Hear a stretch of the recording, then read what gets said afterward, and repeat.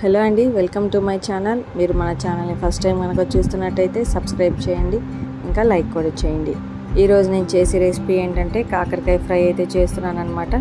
First నేను కాకరకాయలు తీసుకొని పైన చెక్క అంతా తీసేసి వాటిని చిన్న చిన్న పీసెస్గా కట్ చేసుకుంటున్నాను. లోపల గింజలన్నీ తీసేసి వాటిని చిన్న చిన్న పీసెస్గా అయితే కట్ చేసేసుకుంటున్నాను. ఆ తర్వాత ఆ కట్ చేసుకున్న వాటన్నిటిని ఒక గిన్నెలో తీసుకొని కొంచెం కల్లుప్పు వేసి వాటిని బాగా పిసుక్కోవాలి. ఆ తర్వాత అందులో వాటర్ కంటెంట్ అనేది వచ్చింది అనమాట.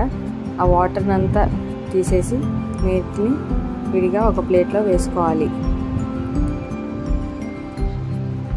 అలా వేసుకున్న తర్వాత ఒక బాండీలో కొంచెం ఆయిల్ వేసుకొని ఫస్ట్ ఈ కాకరకాయ ముక్కల్ని వేయించుకోవాలి. మీడియం ఫ్లేమ్లో పెట్టి వేయించుకోవాలన్నమాట. ఆ తర్వాత అందులో కొంచెం పసుపు కూడా వేసి వేయించుకోవాలి. ఇవి ఒక 50% అలా వేగిన తర్వాత అందులో కొంచెం ఉప్పు, పెద్ద ఉల్లిపాయ ముక్కలు వేసుకొని బాగా వేయించుకోవాలి. తర్వాత ఒక 2 మినిట్స్ తర్వాత అందులోనే తాలింపు గింజలు కూడా వేసుకొని వేయించుకోవాలి.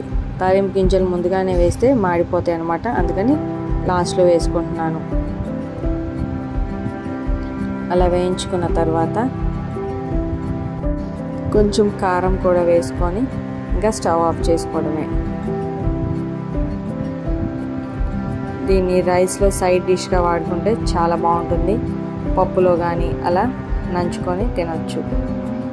దీన్ని మనం ఒక బాక్స్లో స్టోర్ చేసి పెట్టుకుంటే 1 వీక్ వరకు బాగుంటుంది.